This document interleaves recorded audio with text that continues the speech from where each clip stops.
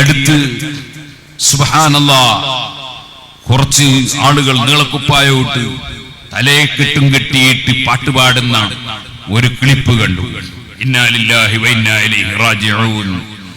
സാധാരണ നിലക്ക് ഒരു സാധാരണക്കാരായ ചെറുപ്പക്കാര് പോലും പാടാൻ മടിക്കുന്ന, ഒരു മനുഷ്യന്മാരെ മുമ്പിൽ മനുഷ്യത്വമുള്ളവൻ പറയാൻ മടിക്കുന്ന വാചകങ്ങൾ പറഞ്ഞുകൊണ്ട് കല്യാണപ്പാട്ട് അത് പാടുന്ന സമയത്ത്, എന്നാൽ പണ്ഡിതന്മാർക്ക് ഒരു മാനക്കേട് വരണ്ടെന്ന് മനസ്സിലാക്കി ആ തലേക്കെട്ട് ഊരി വെച്ചിട്ട്, അതേപോലെ കുപ്പായം ഊരി വെച്ച്, വേണമെങ്കിൽ ടീഷർട്ടും ഇട്ട് ഒരു പാന്റും എടുത്തിട്ടാണെങ്കിൽ പണ്ഡിതന്മാർക്ക് മാനക്കേടുണ്ടാവുകയില്ലായിരുന്നു.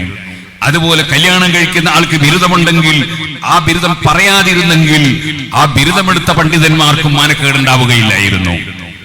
എന്തേ നമ്മുടെ ആളുകൾക്ക് തീരെ തഖ്വയില്ലാതെയായി പോയത്? എന്തേ ആളുകൾക്ക് യാതൊരു ചിന്തയും ഇല്ലാതെയായി പോയത്? അതുകൊണ്ട് എന്റെ പ്രിയപ്പെട്ട മുഅ്മിനീങ്ങളെ, നമ്മൾ ഏത് സന്തോഷത്തിലും ഏത് ദുഃഖത്തിലും അല്ലാഹുവിനെ ഓർക്കുന്നവരാകണം.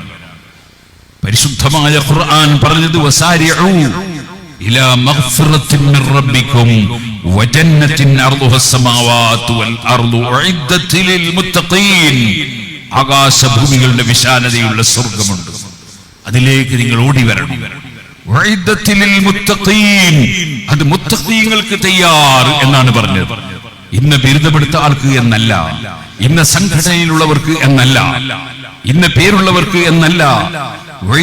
സ്വർഗം തയ്യാർ, മുത്തഖീങ്ങൾക്ക് സ്വർഗം തയ്യാർ. അവരുടെ സ്വഭാവം എന്താണ്?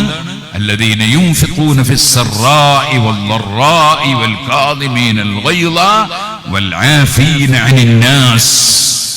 അവർ സന്തോഷമുള്ള സമയത്ത് ചെലവഴിക്കും, ദുഃഖമുള്ള സമയത്തും ചെലവഴിക്കും.